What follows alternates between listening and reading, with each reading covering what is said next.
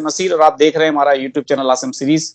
नाज़रीन, मेरे साथ मौजूद है मशहूर और मारूफ एस्ट्रोलॉजर न्यूमरोलॉजिस्ट मलिक महबूब साहब, जिनका नंबर हमारी स्क्रीन पर मौजूद है। अगर आपको रब्ता करना है तो नीचे दिए गए नंबर पर रब्ता कर सकते हैं। इसके अलावा जिसने अभी तक हमारे चैनल को सब्सक्राइब नहीं किया तो बराए मेहरबानी हमारे चैनल को सब्सक्राइब भी कर दें। अस्सलाम वालेकुम सर, क्या हाल है, कैसे हैं आप? बिस्मिल्लाहिर्रहमानिर्रहीम। वालेकुम सलाम। आसिम, मैं ठीक हूँ, आप बताएं कैसे हैं? सब खैरियत से? अल्लाह ताला का बड़ा करम है सर। अच्छा सर, आपका जो इल्म है वो अकल्ट साइंसेस के ऊपर है। बेसिकली हमने इंट्रोडक्शन में अकल्ट साइंसेस इसलिए नहीं कहा कि चंद लोगों को शायद इल्म ना हो कि अकल्ट साइंसेस क्या चीज है, ये किस तरह से काम करती है। जी आप हमारे देखने वालों को तो पहले ये बताएं कि आपने एस्ट्रोलॉजी के बजाय न्यूमरोलॉजी को ज्यादा फोकस किया है, उसकी वजह क्या है और न्यूमरोलॉजी किस तरह से काम करती है। और अगर किसी शख्स को अपनी डेट ऑफ बर्थ मालूम हो और टाइम ऑफ बर्थ मालूम ना हो, वो कैसे अपना जो अदद है वो मालूम कर सकता है, ड्राइवर नंबर, डेस्टिनी नंबर, ये किस तरह से काम करते हैं। काइंडली हमारे देखने वालों को थोड़ा सा इस पर ब्रीफ कर दें। जी जी। एक्चुअली न्यूमरोलॉजी को मैंने इसलिए प्रेफर किया है क्योंकि पाकिस्तान में ये सब्जेक्ट इतना कॉमन नहीं है, और जो 90s में बॉर्न हुए थे उनके पास उन्होंने इनके डेट ऑफ बर्थ के साथ टाइम ऑफ बर्थ को इतना फोकस नहीं किया। इनफैक्ट मैंने कई जगह पे देखा है काफ़ी लोगों के पास डेट ऑफ बर्थ भी सही नहीं होती है। उसका रीज़न ये है कि कुछ लोग मिडनाइट के बीच में बॉर्न होते हैं, तो मिडनाइट के बॉर्न होने में वो कंफ्यूज हो जाते हैं, यार फर्स्ट थी, सेकंड थी, क्या थी। तो at least by the help of numerology हम लोग को ये पता चल सकता है कि आपकी क्या करेक्टरिस्टिक थे और आप वाकई इस डेट में बॉर्न हुए हैं या नहीं हुए हैं। और उससे आपको एटलीस्ट 70 to 80% ना आप उसको जज कर सकते हो कि ये बंदे का वाकई ही हॉरोस्कोप है या नहीं है। तो न्यूमरोलॉजी एक कंप्लीट सब्जेक्ट है, लेकिन एस्ट्रोलॉजी के साथ अगर हम न्यूमरोलॉजी को भी ऐड करते हैं तो वो एक बहुत कंप्लीट प्रिडिक्शन की तरफ आपको लेके चला जाता है। तो ऐसा है। और अगर आप किसी भी डेट ऑफ बर्थ को उठाएं तो उसके जो शुरू के नंबर होते हैं, लाइक सपोज 25 अक्टूबर 2000 ले लेते हैं, तो उसमें जो 2 और 5 है, जो डेट ऑफ बर्थ है, वो एक बेसिक नंबर है। तो उन दोनों को ऐड करेंगे तो वो 7 आ जाएगा, तो वो उसका बेसिक नंबर हो गया। और अगर हम उसको पूरा ऐड कर लें, 2 + 5 + 1 + 0 + 2, और 0 की तो कोई वैल्यू नहीं है, तो वो उसका जो टोटल होता है वो उसका डेस्टिनी नंबर हो जाता है। तो इस तरह से हम एक पूरी कंप्लीट डिटेल मालूम कर सकते हैं with the help of numerology. और अगर हम डेट ऑफ बर्थ को फाइनल करके निकालते हैं तो उसका डेस्टिनी नंबर हमें मिल जाता है। अच्छा सर, यहाँ पर एक सवाल हम करेंगे अपने देखने वालों के लिए ताकि उनको कुछ इस बारे में आगाही आ सके। एक ड्राइवर नंबर और डेस्टिनी नंबर हमने अक्सर बिस्तर सुना है कि ये होता है। काइंडली हमारे देखने वालों को ये बता दें कि ड्राइवर नंबर की क्या खुसूसियात होती हैं और ये क्या होता है, और डेस्टिनी नंबर जो है उसके बारे में आप किस तरह उसको रीड करते हैं।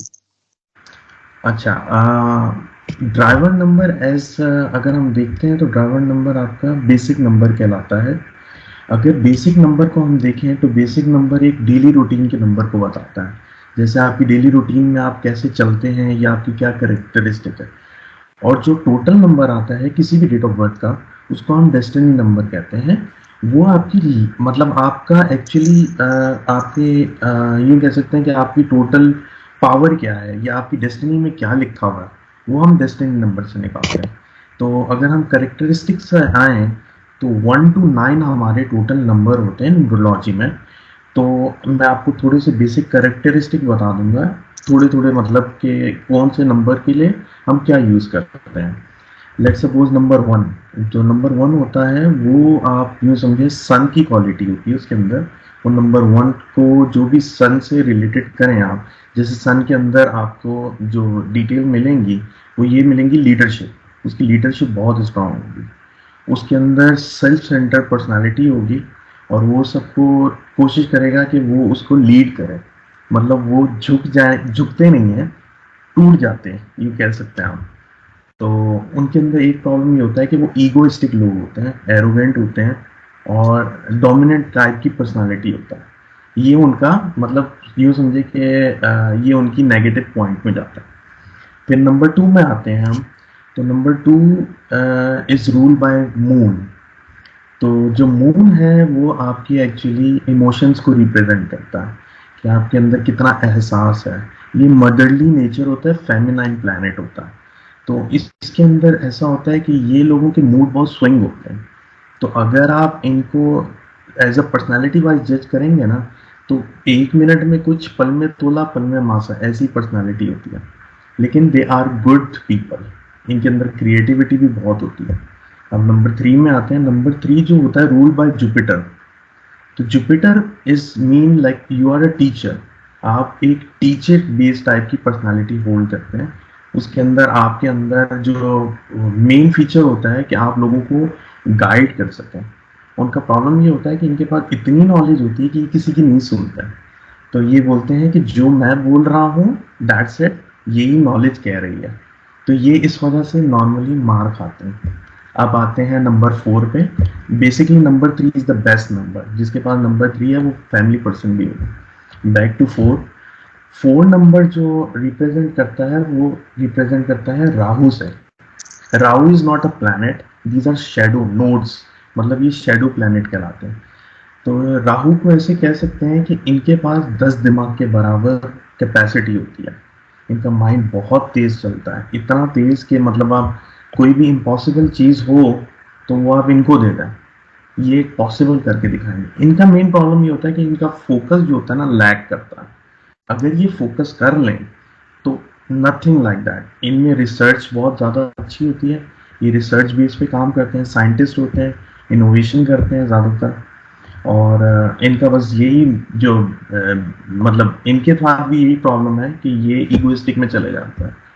ये बोलते हैं कि हम ही किंग हैं, ये अपने माइंड में बनाते हैं। जबकि नंबर 1 वाले बाय बर्थ किंग होते हैं।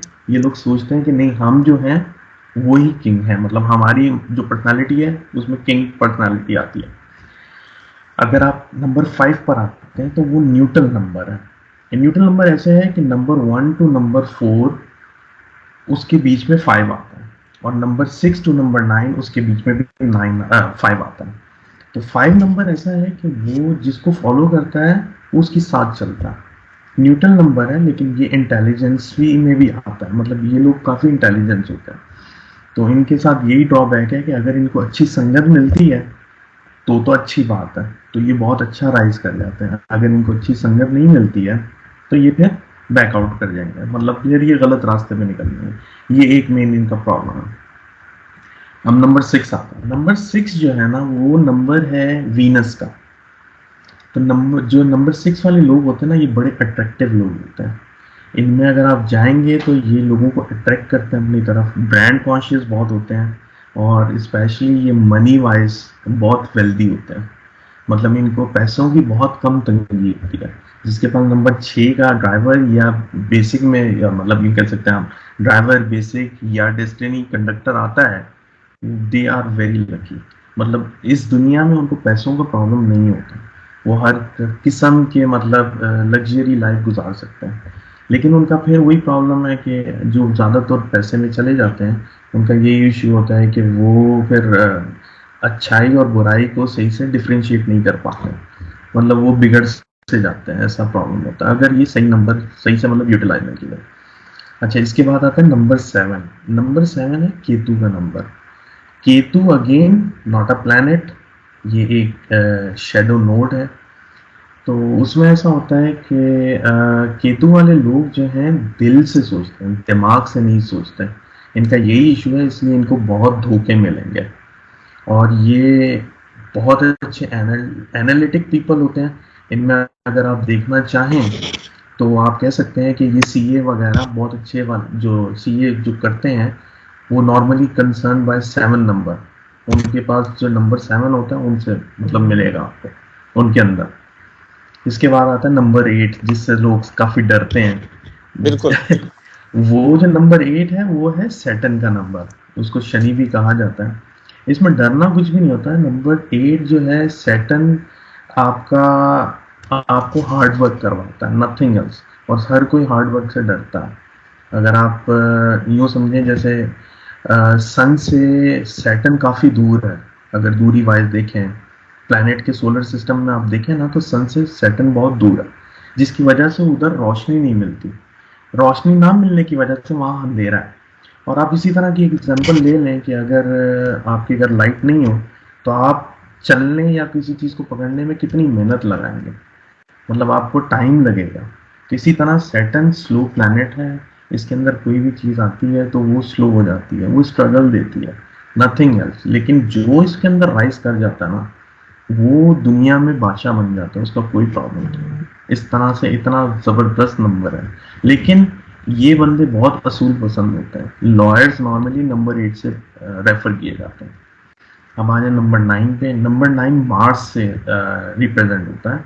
तो Mars is a fiery planet. ये लोग बहुत फायरी लोग होते हैं। इनका प्रॉब्लम यही होता है कि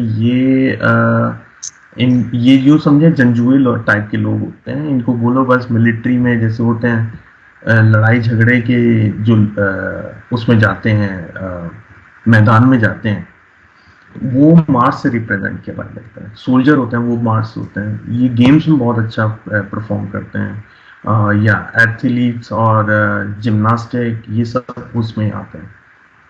तो ये कुछ बेसिक करेक्टरिस्टिक है, लेकिन इसके ऊपर हम फाइनल नहीं कर सकते क्योंकि आपकी डेट ऑफ बर्थ में काफ़ी नंबर इंक्लूडेड है। लाइक आपका ये नहीं है 1 से लेके 9 आप पूरी डेट ऑफ बर्थ में ऐड कर लें। आपकी जो बेसिक और डेस्टिनी आते हैं ना, इनमें से ये नंबर बहुत ज़्यादा रिफ्लेक्ट करेंगे। आपको इनकी करेक्टरिस्टिक बहुत ज़्यादा नजर आएगी। इस तरह से होता है। बिल्कुल ठीक है सर, बहुत ही आपने जबरदस्त इन्फॉर्मेशन दी है, हमें इतना सब कुछ आपने बताया है।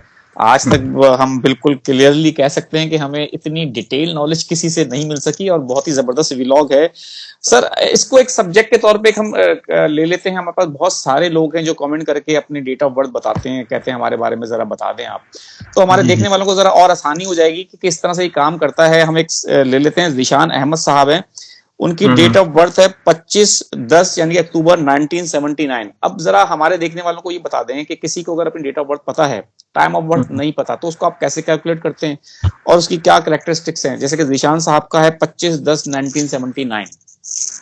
अच्छा, तो सर 25 का तो बेसिकली जो डेट ऑफ बर्थ है मैंने आपको पहले से बताई थी, 2 5 इन दोनों को आप ऐड कर लेंगे, विच विल कम टू 7। ठीक है। तो सबसे पहले जो इनका बेसिक नंबर होगा वो 7 हो जाएगा। फिर इसके बाद हम ऐड करते हैं 10, 10। तो 1 की वैल्यू होगी, 0 ऑफ कोर्स नहीं काउंट होगा। फिर हम इसमें 1 ऐड करेंगे, 9 ऐड करेंगे, 7 ऐड करेंगे, 9 ऐड करेंगे, और ये बिल्कुल टोटल कम हो जाएगा 34। ठीक है। ठीक है। तो ये अगेन 2 डिजिट के ऊपर आएगा। अगर ये 2 डिजिट पर आएगा, इसको हमें क्लब करना है, एक पे लाना है, क्योंकि हमारे पास 1 to 9 नंबर है, हमारे पास 34 तो कोई नंबर नहीं है। अगर आप इन दोनों को ऐड करेंगे तो ये ऐड ऑन होकर हो जाएगा 7 अगेन। तो इनका बिल्कुल ठीक है। बेसिक भी 7 है और इनका डेस्टिनी भी 7 है, विच मीन्स बिल्कुल कि ठीक है। ये बहुत ज्यादा अपने दिल से सोचते हैं, और डेफिनेटली ये बंदा बहुत धोखे खाता होगा। ठीक है। इसका इसका यही ड्रॉबैक है कि इनको यही चाहिए कि नॉर्मली किसी से गाइडेंस लें या अपना दिमाग जरूर यूज करें।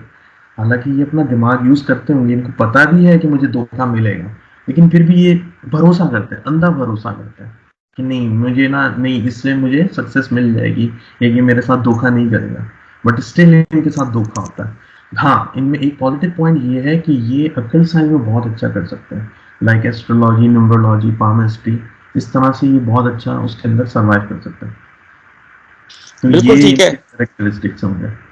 बिल्कुल ठीक है सर, इसके ऊपर मजीद और भी हम आपके साथ, क्योंकि ये बड़ा एक वसी सब्जेक्ट है, जी इसकी जी क्या क्या बिल्कुल। खसूसियात हैं और इसके अंदर अभी हमारी तशनगी बरकरार रह गई है कि कौन से नंबर की किस नंबर से बनती है, ये भी पूछना है आपसे, किसकी जी नहीं जी बनती ये भी पूछना है आपसे। तो जी देखने बिल्कुल वालों बिल्कुल। के सवालात भी आएंगे, कमेंट भी आएंगे। हम अपने देखने वालों को यहाँ पर ये कहेंगे कि हमें कमेंट करें और अपने डेट ऑफ बर्थ हमें लिखकर भेजें कमेंट सेक्शन में। हम मलिक महबूब साहब से आपके डेट ऑफ बर्थ के हवाले से आपका जो डेस्टिनी नंबर है, ड्राइवर नंबर है, वो भी मालूम करेंगे। और मजीद अगर आपको उस पर रहनुमाई और अपने बारे में मालूम करना है तो मलिक महबूब साहब का नंबर हमारे स्क्रीन पर मौजूद है, आप उनसे डायरेक्टली भी रब्ता कर सकते हैं। ये नंबर व्हाट्सएप पे मौजूद है, क्योंकि मलिक साहब अमेरिका में होते हैं, पाकिस्तान में नहीं होते, तो इसलिए व्हाट्सएप पे रब्ता करें, मोबाइल पे कॉल करने की जरूरत नहीं है। सर बहुत बहुत शुक्रिया आपका कि आपने हमें वक्त दिया। जहां नाज़रीन हमारे वीलॉग का वक्त खत्म हुआ, मुझे और मलिक महबूब साहब को दें इजाजत। आखिर हमारा वही पैगाम है, मुस्कुराएं, प्यार बांटें और अपने आसपास के लोगों का ख्याल रखें। खुदा हाफिज।